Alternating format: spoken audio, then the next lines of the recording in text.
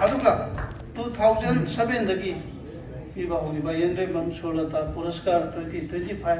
pangbiragadaba kaithela pon London Paurabi awang kai dagi kai kunjariba corridor ni thomi sibu kogi dola te mata rupina ampam langa antam jinjinbina ba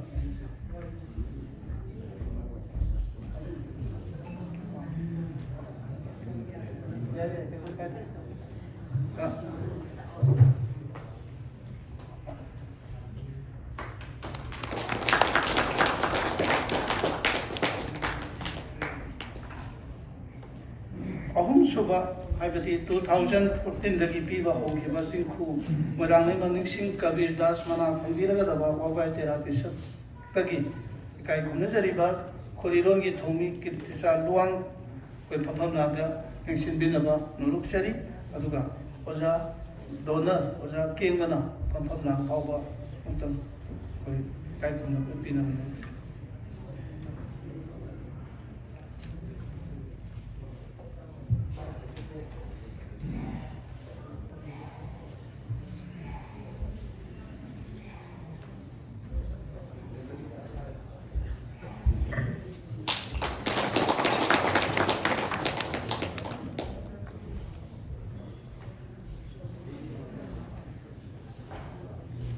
aduga mari suba mana Khetri Sauba Translation Award mana si phangbiga daba dewa ro ironai Imphal West gi kai kunna chariba kholiron gi thomi kai samme no singa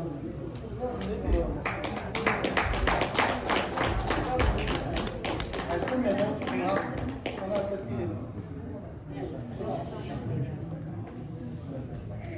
ojagi mung manung na mai ampam langda kusin binaba solution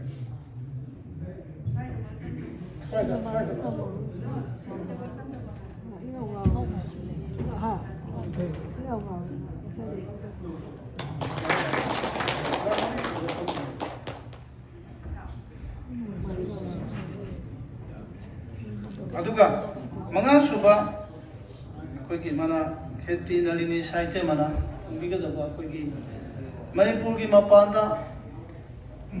leiriba aiba singdagi kona haijaraga thabirako lari singdagi khanjabani mangami lambida haiba saring lari asida pangbiraba pagadahar pathar kandi sri bhumi asandagi kai kunajariba thomi lamabam birendra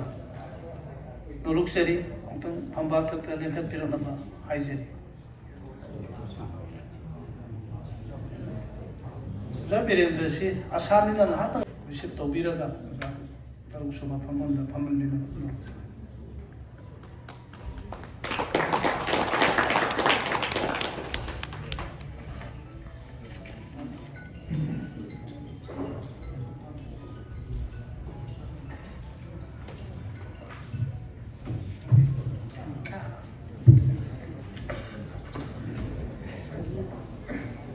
mana phangpigadaba madi mana tapigadaba sing phampham lamna lingsin khibaga loinana ngasigi yamna maru oiba tumba thauram asigi chumthang phongdokpa chumthang phongbagi thauram lakhatsage Dr. Nongmai Them Pramodini, editor, Dajda from the stage Dr. Lenkat Pirotaman Sinjari, Loinana, Sinjar Langjari, Magid, the Chumthang, Kopi, Topi of Nava, Kognonjari.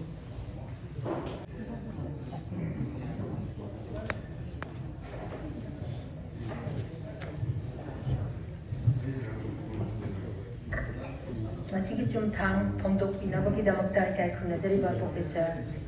Nongmai Them Ras Mohan. Is the dinner, the Lenkat Pinaba, Kognonjari.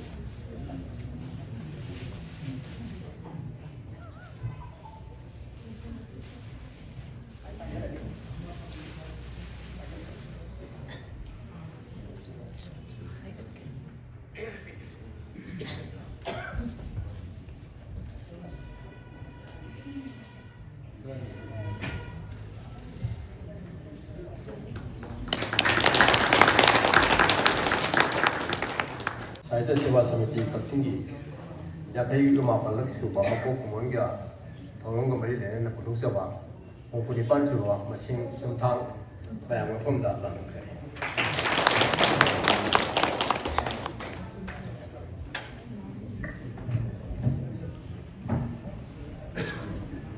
Haranjari, Kalkumazari Bab Officer Nomathiam Rasmohon, Mathang asidi editorial warol, editor ki warol thambira nabugi damakta Kalkumazari Ba editor Dr. Nomathiam Pramodini warol thambira ba kokro ngi sinjari.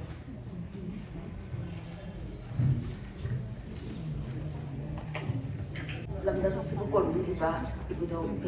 sibu ahan bamutada iko mona kurun sa bagaimana na mention diba na magkukurun sa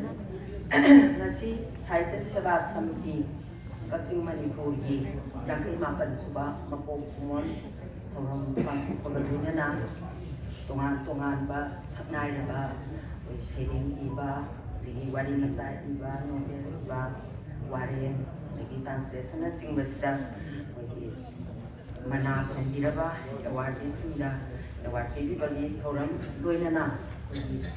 lagi kudingi pongjaba samiti asigi sumthang sepong monopoli asigum laba yang maruai ba orang asida dais da tension diba mengoy na panjarabada ahan namagtada sige pampulan na tension diba ikai kum nazariba oja Professor Nomathiam Rajmohan Singha former PC DMU ahan namagtada ikai kum na paputsari loina na ngasigi thoram asida tension diba yamna tangna maki maman yam laba matambu kaithokiduna Kolkata dagi lebirakriba Nauren Panita Lamdam Sigi Ningoni Devi Nongbi Principal Commissioner of Income Tax Kolkata Busu Kokmane Kai Kunaba Utsari Loinana Ngasigi Thoram Asibu Preside Tobiriba Samiti Isu President Wena Lebiriba Oza KTV Sahitya Academy Award Busu Kokmanjagi Loinana Ngasigi Mana asibu katpiriba donarsing loinana mana asibu lobby gadawriba ikai khunajariba ojasing busu ikai khunaba utsabaga loinana tongan ba mafamdagi lengbirakriba amadi koi isin ina oja ahlamansing loinana media gi isin ina kumnama tasimamati aiha kuina sangna ngangbagi matam leizade loinana ngasigi sepong ngasi volume si yamna pipa volume amasu oikre to masigi mayam amasu leira technically adai kari asu pakano problem khara ado manuina aikoina sumthangi article kongjabasi yamna mangjona na kausagi bani adubo article si irak laktaba ado puningdadi ekdama khali aikoi kaksingi oina su akoi Sahitya oiba marup ahum taujai marup ahum yaujai akoi macha sanugi adagi akoi Sahitya Seva Samiti na silaga adagi amana akoi history society kaksingi oja rajena sinbiraga marup ahum lei ado aina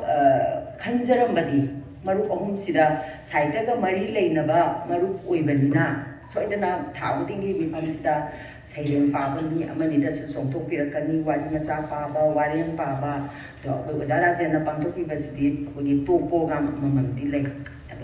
adu maina songthok pirakani khanbada hausikan si akoi miyam si nahadagi ahandagi isaida loina ngauna graba akoina tawrisi ekta karaoke se tholokpadagi masida isaiji ekta sakaga madu aina saibe isaiji ai isamangsu ko Ita mi isay kasi taning nagtaba ay isay ko hansan taraga nungay bagi tang sumba sumdaba susa daba kon kaba phajadaba kasi amta khangdaba de isay sida loi na ngaw na gi bagi marup si he punganda saireng thi hanangba oiro wari masa pahaningba oiro kana amta pabidre adum isay sida loi na sat nai banina akoi madudagi article expect tawrambadu su phangre adagi khara sum oja sing thawai yawba oja sing Sahitya ki damakta kathopiraba oja singna wari masa adagi saireng khara pibirakasi adum masi thamjare matung tarapdadi khoi volume si soidana sauragani haibasi ayakna sa thamjai hojitagi hona ayak collection tawba hojare mathangi article gi damata yariba makai gi saidem adagi wani macha wareng adagi ngasi tenbiri ba mayamna su aigi article haptaba yade sumthangdadi khoi article amamam soidana contribute tawge haiba wakhalon sida soidana article contribute tawbirakani haina aseta thajai aduga sumthang su matam kuina sangna sumthangna miyamgi seba tawba thongba oirasanu haiba wafam si thamjaraga aihak matang si attention jare editorial gi warol thambi khaba sida maroiba thauramdi mana lanthoktogi thauramni dubu kitang semtok semjin tawjadaba yadaba maram ama lakpana haibadi khoi mana lobi gadaba kai khuna jariba am thapna manipuri wa madagi laki gadaba lamaban birendra hak masu lambi da leire haibagi pau phangjeduna ma pu haktang ngai boina khoi dais da nechim biriba kai khuna jariba singi warwal amakaktang marak thakna thamjage masigi ahan ba warwal thambi gadaba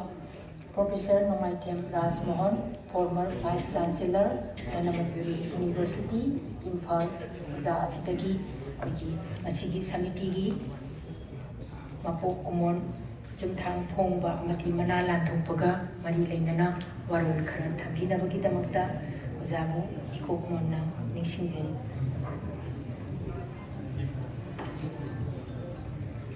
Ma'am, kuno po amo tanda ko kunjari. Masigi Sahitya Seva Samiti Kakching Manipur gi yakai mapan chuba mapok kumon thorum sigi sumthang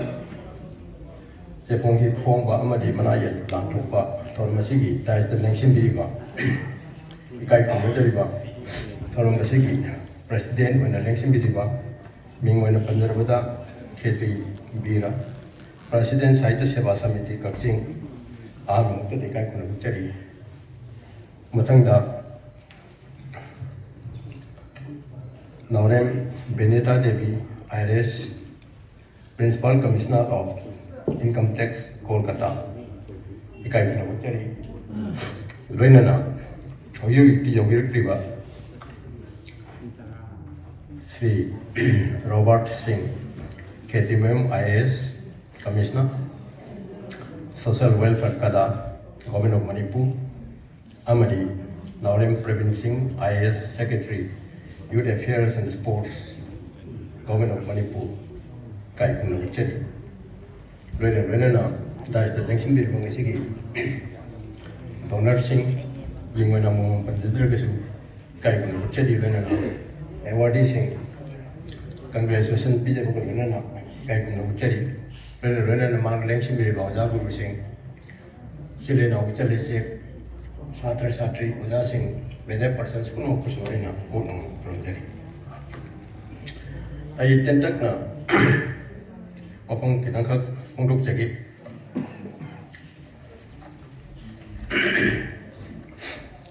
Sanskriti haibasi samajam gi manungda leiba miyang gi oiba maranni Apun bagi saktam naitrabadi culture learnoi culture haibasi miyam gi mamini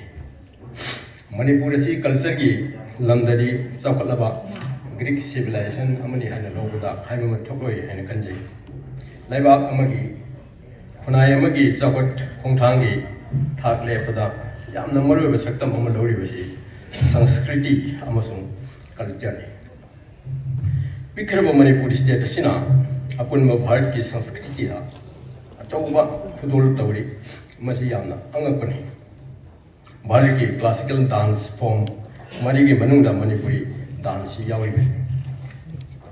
Bengal Saugraba Bengal amari UP state singda classical dance leiti India ki intangible heritage ki manung chalwa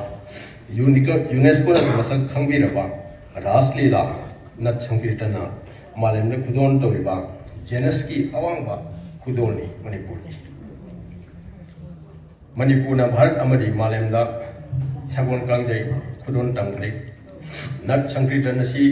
Asisu Hindustan Amadi Carnatic Music Matanga Ahum Suvaragada Yumpam Weva Sesat Amovena Kudun Tamlavadi Isay Kulang Isay Tangda Munga Kanga Sericha Simangila Baso Hongjong Parva Laring Laishon Tinsol Tungawari Praman Pante Pong Kunai Tanalun Chat Yukla Tambai Visi Tangai Piti Masiki Irena Science is half Amok Urina I Nakitan Mapman from the Pantaning Visi Science Amadi Literature Anigita Marika Matanga I Kajitang Tanjaki Samas Amagi Wakalungi Mami Yasi Matam Dugi Saitada Mami Tagani Bigyan Tapalapiki Matungina Samas Amagi Sabitata Ataupa Inodama Pek Basigisu Mami Saitada Soidan Mami Tagani Tapun Setori Aduga Hujiki Science and Technology Asidadi Science and Literature Bigyan Musung Saida Anigi Marisi Hen Naxindergi Adna Synthesis of Head of Science